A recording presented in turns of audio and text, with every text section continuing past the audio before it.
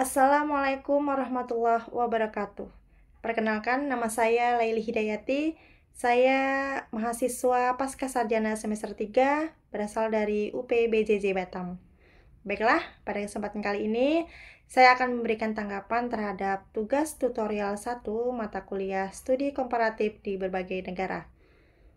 Nah, pada kali ini ada beberapa topik yang akan saya tanggapi. Yang pertama, mengenai topik isu sosial politik dan isu sosial budaya.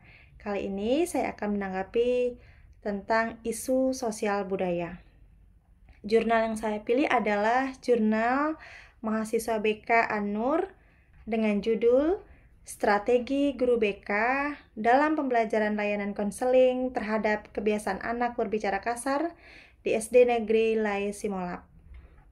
Baiklah, adapun poin-poin yang terdapat dalam artikel. Yang pertama, hasil penelitian strategi guru BK dalam memberikan layanan konseling terhadap anak yang memiliki kebiasaan berbicara kasar di SD Negeri Lai Simolab meliputi: pertama, layanan konseling individu dengan latihan pembiasaan berkata sopan.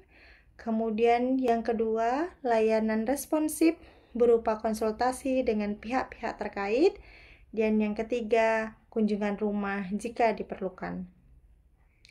Kesimpulan yang didapat dari artikel ini yaitu pelaksanaan layanan konseling oleh guru BK telah berhasil mengurangi perilaku berbicara kasar pada siswa SD Negeri Lai Simolab.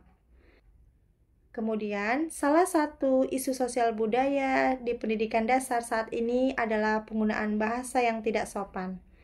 Isu sosial ini berkaitan dengan hubungan timbal balik melalui cara berkomunikasi. Di SD saya, SD Negeri 016 Tanjung Pinang Timur, masih ditemukan kebiasaan berbahasa tidak sopan antar siswa yang telah membudaya dan menjadi tren dalam kehidupan sehari-hari. Adapun langkah-langkah untuk mengatasi penggunaan bahasa tidak sopan ini adalah yang pertama, pendidikan karakter sejak dini. Guru dan orang tua perlu menanamkan nilai-nilai kesopanan dan etika berbahasa sejak kelas rendah agar menjadi kebiasaan yang positif. Kemudian yang kedua, pemberian contoh dari guru dan staf sekolah. Guru harus menjadi teladan dalam menggunakan bahasa yang santun dalam setiap interaksi, baik di dalam maupun di luar kelas. Kemudian yang ketiga, penerapan kesepakatan dan konsekuensi. Sekolah perlu menetapkan kesepakatan tentang penggunaan bahasa sopan dan memberikan konsekuensi yang mendidik bagi pelanggar seperti teguran atau tugas refleksi. Kemudian yang keempat, yang sangat menarik adalah dengan pendekatan coaching. Coaching adalah proses pendampingan yang bertujuan membantu seseorang. Dalam hal ini siswa mengenai masalah, kemudian menemukan solusi sendiri, dan mengembangkan perilaku positif melalui komunikasi yang terbuka dan empatik. Kemudian dalam konteks pendidikan, coaching digunakan untuk membimbing siswa agar tumbuh menjadi pribadi yang lebih sadar, bertanggung jawab, dan sopan dalam bersikap, termasuk dalam berbahasa. Selanjutnya, langkah yang saya pernah lakukan yaitu pembentukan budaya positif sekolah, yaitu dengan membangun budaya sekolah yang menghargai kesantunan melalui slogan, tata tertib, dan suasana saling hormati di lingkungan sekolah. Baik, yang kedua adalah mengenai topik pendidikan multikultural.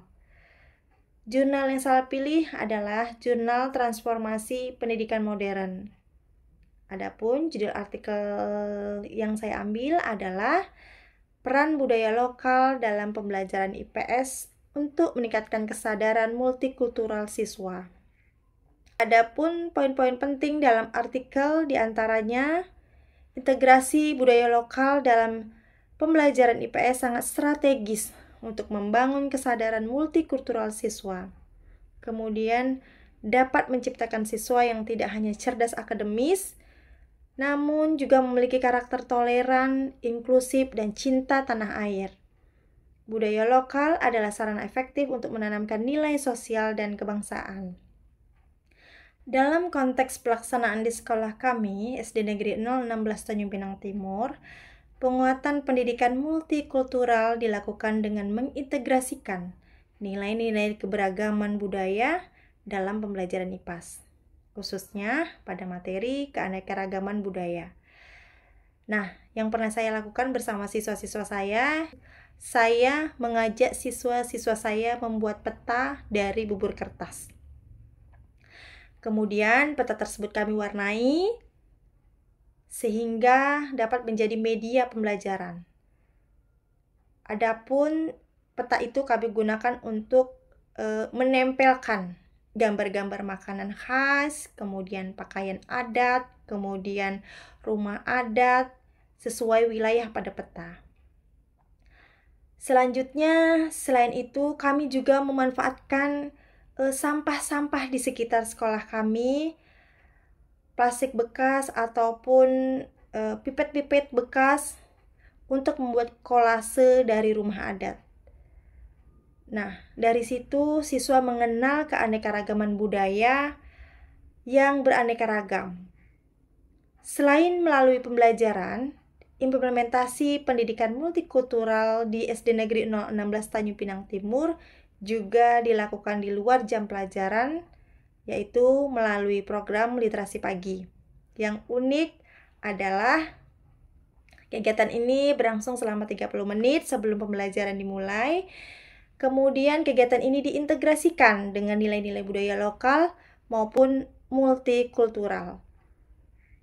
Kegiatan ini setiap kelas mendapat giliran seminggu sekali untuk menyajikan ragam budaya daerah dalam bentuk cerita, lagu, ataupun presentasi sederhana.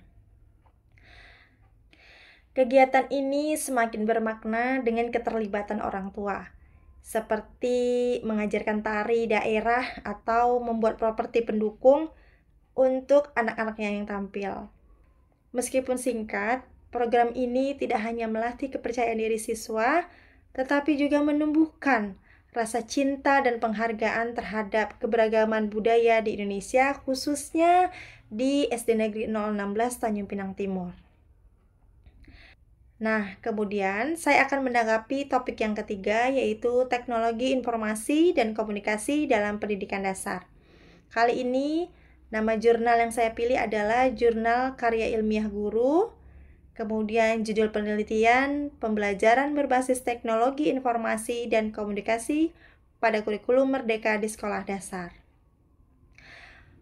Pembelajaran berbasis TIK, adapun poin-poin yang saya dapat dari artikel ini adalah pembelajaran berbasis TIK sangat bermanfaat, tetapi harus diiringi dengan pelatihan guru yang berkelanjutan, kemudian peningkatan infrastruktur dan konektivitas, kemudian kerjasama seluruh pihak, guru, orang tua, siswa, dan pemangku kebijakan. Nah, sedangkan teknologi informasi di sekolah kami, SD Negeri 016 Tanjung Pinang Timur, dalam pembelajaran TIK di SD kami tidak terdapat kendala yang signifikan. Sekolah kami telah difasilitasi dengan Chromebook dari Dinas Pendidikan. Dan sekolah kami juga menyediakan proyektor di setiap kelas. Karena jumlah perangkat terbatas, pembelajaran TIK dijadwalkan seminggu sekali untuk setiap kelas. Ada sedikit kendala yang kami hadapi, yaitu perlunya pembaruan strategi pembelajaran agar siswa tidak merasa bosan. Untuk mengatasi hal ini, kami memasukkan materi pengenalan aplikasi dan strategi pembelajaran TIK ke dalam kegiatan Kombel yang berguna untuk meningkatkan kualitas dan meningkatkan variase metode pembelajaran. Topik terakhir mengenai jurnal bereputasi Scopus. Di antara ketiga topik tadi, saya memilih topik pendidikan multikultural, yaitu pada jurnal Teaching in Higher Education dan judul artikel Formative Feedback in a Multicultural Classroom, yang artinya umpan balik formatif di kelas multikultural. Adapun poin-poin yang dapat saya ambil dari jurnal Scopus tersebut adalah akulturasi tidak berarti pergantian budaya, melainkan beradaptasi dengan aktivitas dan proses budaya baru. Dalam hal ini, penggunaan umpan balik formatif. Kemudian, nilai-nilai budaya lain tetap dipertahankan setelah akulturasi. Misalnya, rasa tanggung jawab, kemudian kerja keras, gotong royong yang dikaitkan dengan budaya timur. Demikian yang dapat saya sampaikan. Wassalamualaikum warahmatullahi wabarakatuh.